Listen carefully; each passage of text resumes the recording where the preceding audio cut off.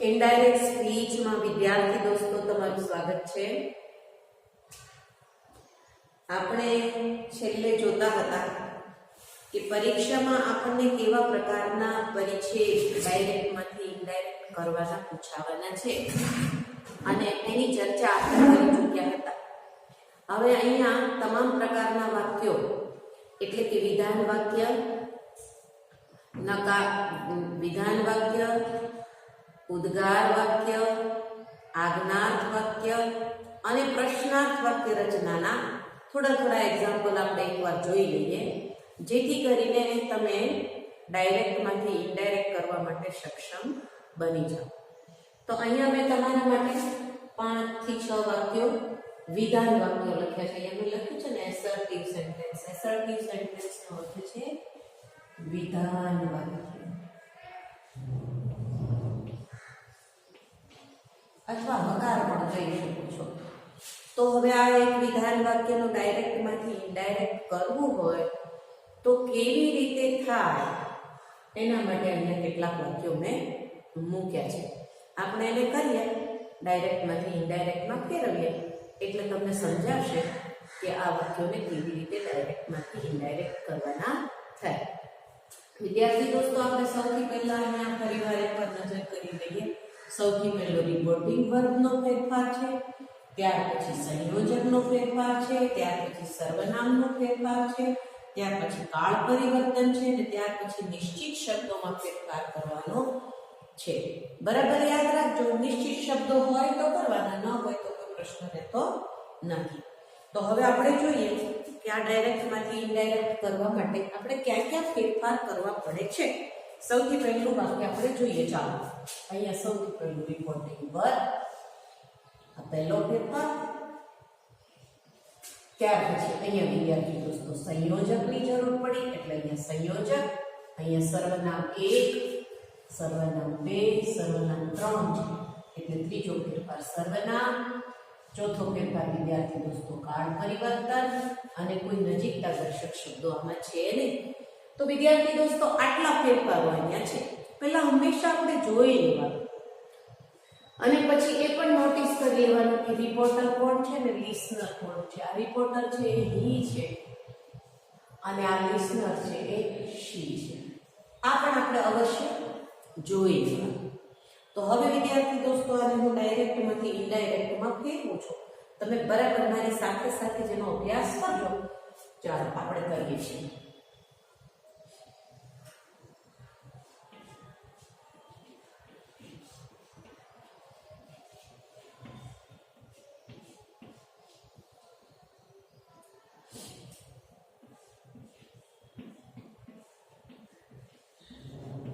ચાલો સૌથી પહેલો ફેરફાર સેડ ડુ ની જગ્યાએ આપણે ટોલ્ડ કરીએ છીએ।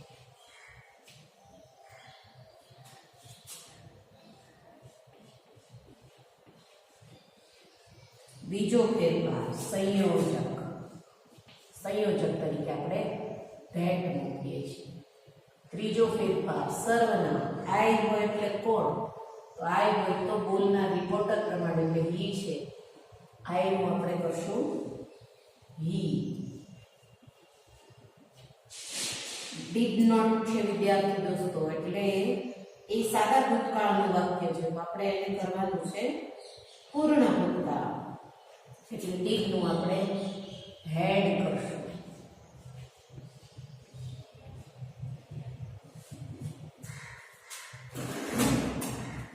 અહીંયા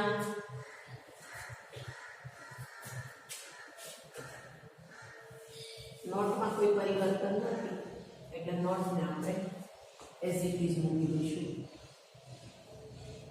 ગીવ નું આપણે ગીવન કરવું પડશે કારણ કે અહીં હેડ છે, પૂર્ણ ભૂતકાળ કરવાનો છે। અહીંયા પરિવર્તન, ચાલો યુ એટલે કોણ, સાંભળનાર માયા એટલે બસ, માય એટલે પાછો હીઝ,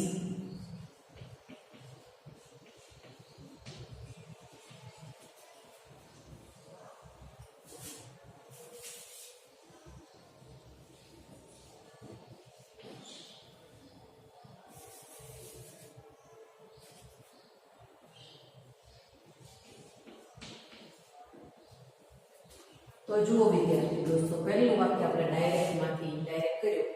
એમાં તમે બરાબર નોંધ લેજો કે જે ગુલાબી અક્ષરે લખેલા શબ્દો છે એમાં આપણે પરિવર્તન કર્યું છે. અહીંયા ગુલાબી અક્ષરોએ લખ્યું રિપોર્ટિંગ વર્ક, આ પહેલો ફેરફાર. બીજો ફેરફાર અહીંયા આપણે સંયોજકનો કર્યો. ત્રીજો ફેરફાર આપણે અહીંયા સર્વનામ બદલ્યું, અહીંયા સર્વનામ બદલ્યું, અહીંયા સર્વનામ બદલ્યું. અને ચોથો ફેરફાર કર્યો વિદ્યાર્થી દોસ્તો આપણે કાળ પરિવર્તન, આ રહ્યું કાળ પરિવર્તન, આ રહ્યું કાળ પરિવર્તન. તો વિદ્યાર્થી દોસ્તો, તમે આવી રીતે સ્ટેપમાં જો અન્ડરસ્ટેન્ડિંગ થી કામ કરશો તો તમને કોઈ મુશ્કેલી પડે એવું છે નહીં. પણ બરાબર સૂઝબૂઝનો ઉપયોગ કરી ધૈર્યથી કામ કરશો તો મને લાગે છે કે તમારે ડાયરેક્ટમાંથી ઇનડાયરેક્ટના વાક્યો જે તમને 4 માર્કમાં પૂછાય છે એ અવશ્ય સાચા હશે. તો ચાલો હવે આપણે એના પછીનું વાક્ય જોઈએ.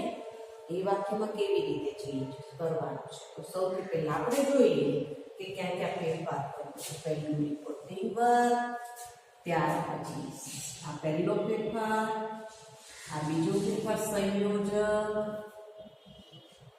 ત્રીજો ફેરફાર સર્વનામ, જેટલા સર્વનામ હોય એટલા એક જ છે. ચોથો ફેરફાર કાળ પરિવર્તન. બહુ સહેલું વાક્ય છે, ખાસ કંઈ છે નહીં વિદ્યાર્થી દોસ્તો. એ વાક્ય ઇઝીલી થઈ શકે એવું છે. આપણે નથી રહીએ.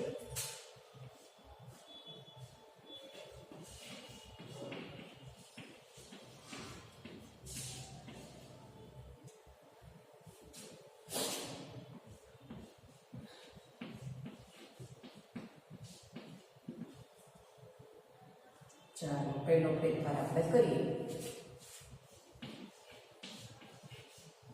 સેડ ટુ નું આપણે ટોલ્ડ કર્યું.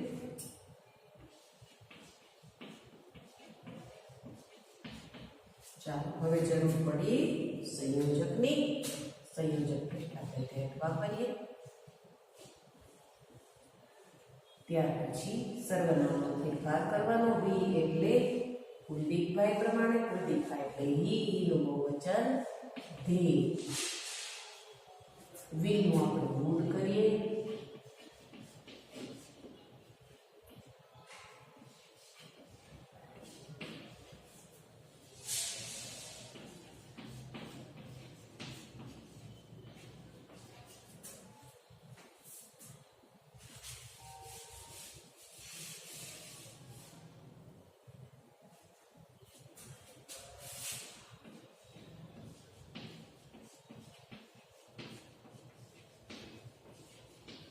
અહીંયાથી જો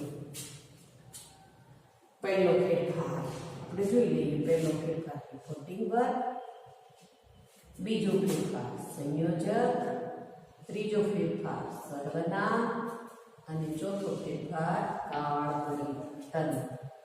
તો જોઈ શકો છો વિદ્યાર્થી દોસ્તો, ત્યાં તમે એ વાક્યને ડાયરેક્ટમાંથી ઇનડાયરેક્ટ કર્યું ત્યારે કેવો ફેરફાર.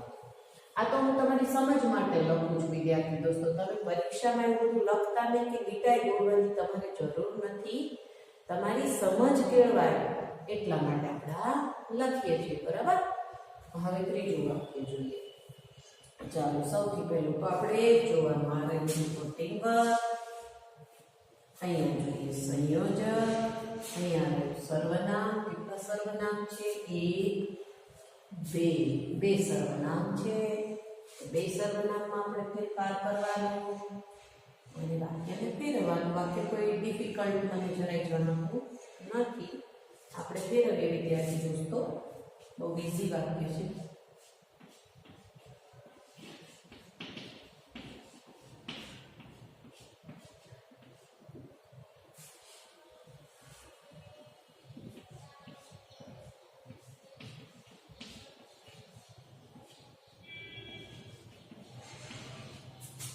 સંયોજક મૂકી દઈએ. યુ યુ એટલે અહીંયા યુ, તો અહીંયા યુ છે ને અહીંયા યુ છે, એટલે કોઈ પરિવર્તન થઈ શકે નહીં. કેનું આપણે કુડ કરવાનું. કુડ નોટ,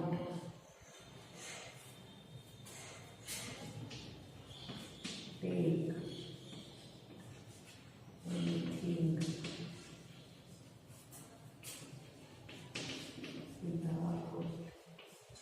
માય છે એટલે આય, તો અહીંયા આય છે એટલે ત્યાં કઈ પરિવર્તન ન થાય, સેમ જ છે.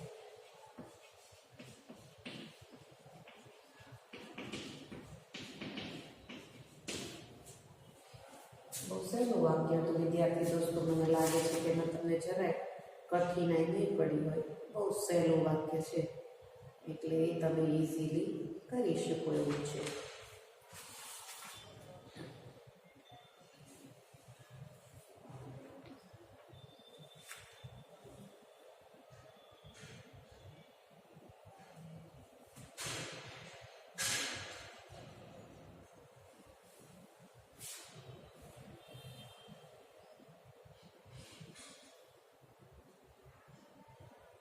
ચાલો એના પછીનું આપણે વાક્ય કરીએ, પણ સહેલું જ વાક્ય છે. પહેલાં જોઈ લેવાનું, હંમેશા કહું છું એ રીતે. રિપોર્ટિંગ વર્બ, સર્વનામ, સંયોજક, કેટલા સર્વનામ, આરનું બીજું સર્વનામ, આરનું ત્રીજું સર્વનામ અને આરનું કાળ પરિવર્તન. ચાલો હવે વાક્ય પછી રહીશું direct.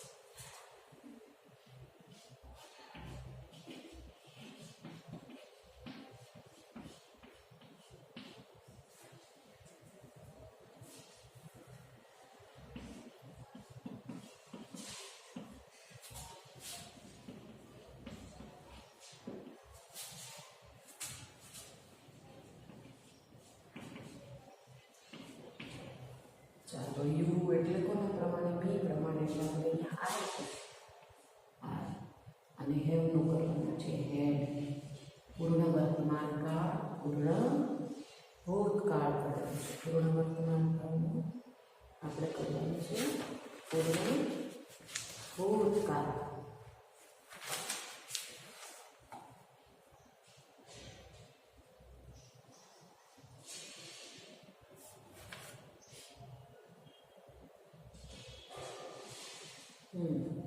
I had changed my એટલે કોના પ્રમાણે, my એટલે બોલનાર પ્રમાણે, બોલનાર શીતક છે એટલે હર પ્રમાણે.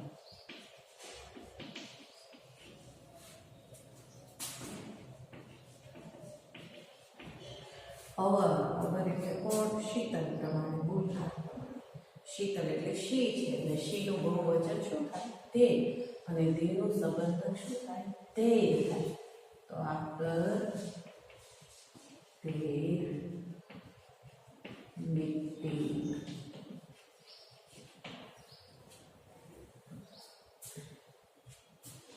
ચાલો એના પછીનું વાક્ય જોઈએ વિદ્યાર્થી દોસ્તો.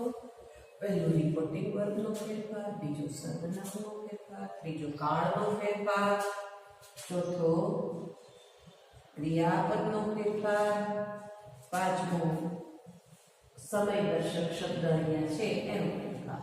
અહીંયા બીજું પણ સર્વનામ છે એની પણ નોંધ આપણે લેવાની. ચાલો વિદ્યાર્થી દોસ્તો, તો હવે આપણે ફેરવીએ, કે અઘરું નથી.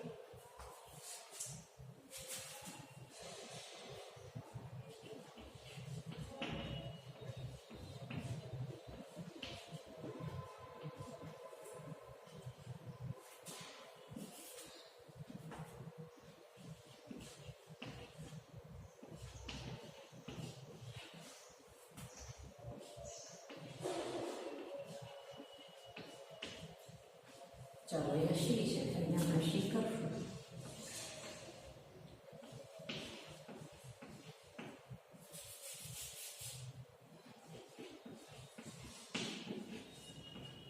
શી વુડ આપણે કરશું.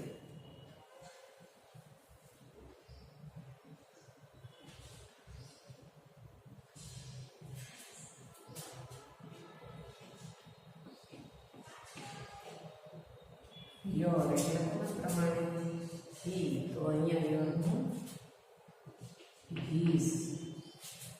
તમે જુઓ છો ને હી છે, યુ એટલે સાંભળનાર.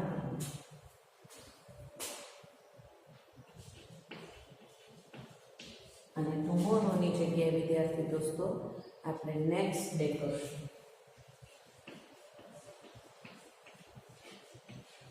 ઇંગ્લિશ શબ્દ અહીંયા તમારી પાસે આવ્યો એની નોંધ લેજો. આ પાંચમા શબ્દનો ફેરફાર અહીંયા આપણે કર્યું છે. અને છેલ્લા વાક્યનો પણ આપણે ઇનડાયરેક્ટ કરીએ છીએ.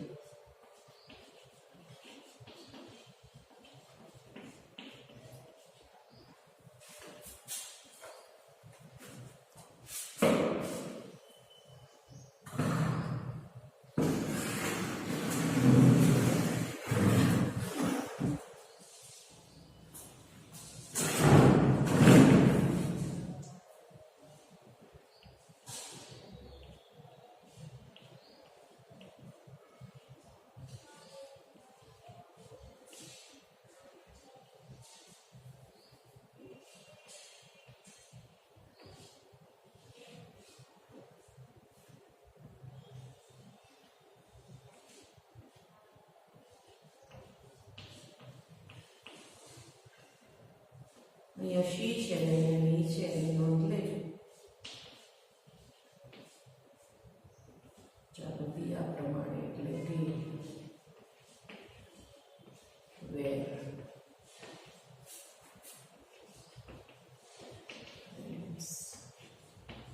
નામ કરવાનું આપણે એમ. અહીંયા તમે નોંધ લેજો આ સમય દર્શક શબ્દ અહીંયા વપરાયો છે એમ થાય છે. અહીંયા વિદ્યાર્થી દોસ્તો આપણે 6 વાક્યોને ડાયરેક્ટમાંથી ઇનડાયરેક્ટમાં ફેરવ્યા. તમે જોઈ શકો છો 6 વાક્યોને આપણે ડાયરેક્ટમાંથી ઇનડાયરેક્ટમાં ફેરવ્યા છે. અને એ 6 વાક્યો વિધાન વાક્યો છે. એટલે જ્યારે તમારી પાસે કોઈ પણ વિધાન વાક્ય આવે ડાયરેક્ટમાંથી ઇનડાયરેક્ટ કરવાનું, ત્યારે એને કેવી રીતે ફેરવવું જોઈએ એવા અમે અહીંયા બધા જુદા જુદા પ્રકારના વાક્યો મૂક્યા છે. જો શેલનું ગુણ થયું છે, હેવનું હેડ થયું છે, એમનું ગુણ થયું છે, આ બધી બાબતોની તમારે નોંધ લેવાની વિદ્યાર્થી દોસ્તો. બરાબર. અને જ્યારે તમે ડાયરેક્ટમાંથી એ વાક્યને ઇનડાયરેક્ટમાં ફેરવો ત્યારે ફરી કરીને હું એક વાત જો તમને કરી શકતા કે રિપોર્ટિંગ વર્બ, સંયોજક, સર્વનામ, કાળ પરિવર્તન અને નિશ્ચિત શબ્દો, આ વસ્તુઓની તમારે અવશ્ય વિદ્યાર્થી દોસ્તો નોંધ લેવી જ પડે. નહીં તો તમે ડાયરેક્ટમાંથી ઇનડાયરેક્ટ ક્યારેય કરી શકશો નહીં. અને બીજું ખાસ મારે તમને કહેવું છે કે ઊંડી સમજણથી વિદ્યાર્થી દોસ્તો આ કામ કરવાનું છે. જેમ તેમ આ કામ કરવાનું નથી. ઊંડી સમજણપૂર્વક શાંતિથી આ 4 માર્કનો પ્રશ્ન હું આશા રાખીશ કે તમે કરવામાં સફળ થશો. એટલે સૌથી પહેલા તો કઈ ટાઈપના પેરેગ્રાફ પૂછાય છે એની વાત આપણે કરી દીધી છે. અને હવે આપણે તમામ પ્રકારની વાક્ય રચનાઓ જોવા જઈ રહ્યા છીએ. સૌથી પહેલી વાક્ય રચના આપણે જોઈએ છીએ એસર્ટિવ સેન્ટેન્સ એટલે કે વિધાન વાક્ય. જો વિધાન વાક્યનું ડાયરેક્ટમાંથી ઇનડાયરેક્ટ કરવાનું હોય તો કેવી રીતે થાય એની ચર્ચા અત્યારે આપણે કરી છે. બરાબર. અને હવે પછીના પીરિયડમાં આપણે બીજા પ્રકારની વાક્ય રચનાની વાત કરશું.